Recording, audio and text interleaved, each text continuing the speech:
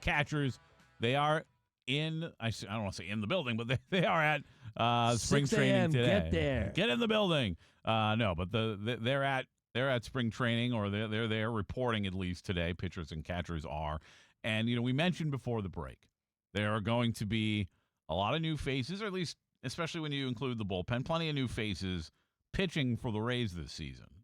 Even the rotation looks significantly different than it did a season ago. And we will have spring training action right here on WDAE next weekend. After, of course, you mentioned FanFest this Saturday, Pat. Next weekend, right back in it with spring training action. And it's great when we have spring training games on, because a lot of times they're not on TV at all.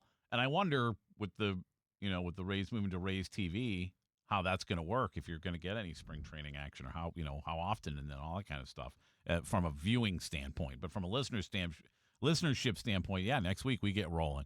But the question is that we asked before the break, who are these guys throwing to? Because Nick Fortes, Hunter Fiducia, not exactly guys that induce a ton of confidence. And, we were talking about it off the air yesterday, and this team got half of a very good to great season out of Deanna Navarro that year that he was an all-star.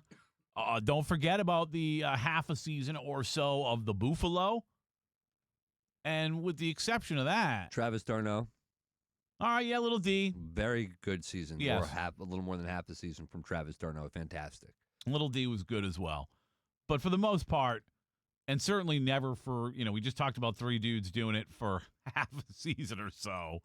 We've not had a good catcher for a long time. You could make the argument that Travis d'Arnaud was the best for the time he was here, which wasn't a lot, a little more than half a season, was like the best production we've gotten from a catcher ever. Zunino, maybe that season where Zunino had like a lot of bombs. Zunino had like 40 hits and 30 home runs. It was like every time he got a hit, it was a bomb, and he didn't get a lot of them. Like, you're exaggerating, but barely. It might have been 60 hits on this. Who knows what it was, but it wasn't a lot. Like, he didn't have a great average, but he was hitting for power. But d'Arnaud was like a spark plug, and I don't expect that to happen from the catching position a lot on the offensive side, but it would be nice to have a catcher that could actually do something and be somewhat productive offensively. Yeah, they traded, as part of the Shane Baz trade for Caden Bodine from Baltimore. You're talking about a kid that was a first-round pick last year. So not someone I expect to see as part of the Rays organization anytime soon.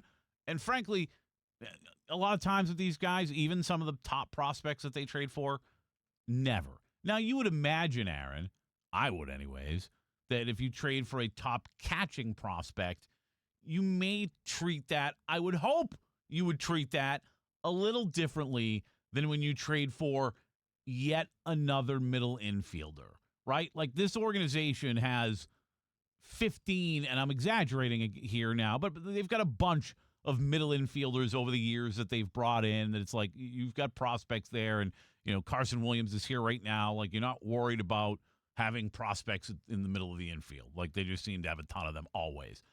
We never have any good catching prospects, so you'd imagine they would handle Bodine very differently when it comes to him eventually being here, as opposed to a lot of the guys they trade for. I think it's the difference maker. Having a great catcher on a team that doesn't have a bunch of stars, a team like the Rays could benefit more so than a lot. I mean, every team could benefit from having a great catcher, but the Rays more so than most. What have we always said about this franchise and how they win? Pitching defense, and that's it. It's always been that way. And I mentioned it yesterday. Aside from Junior Caminero, who do you trust to get you some power this year? And there's not an answer there. There's a couple hitters we trust, but not from a power standpoint. Yeah, Yandy, I think, will rip the ball, and he'll hit hard balls, but he's not going to, hit a ton of home runs. It's just not his game. And Chandler Simpson, get on base. They got a ton of guys that can get on base. Then you got to move them around. Jonathan Aranda is going to have to be a big part of this thing. You mentioned Carson Williams. Well, we still got Taylor Walls, who, Yeah, you know, defensively, defensively, he's one of the best in the game. Offensively, he's never been able to find it. Kevin Cash and everyone in this organization keeps thinking that he's going to find it. None of us have ever really seen it.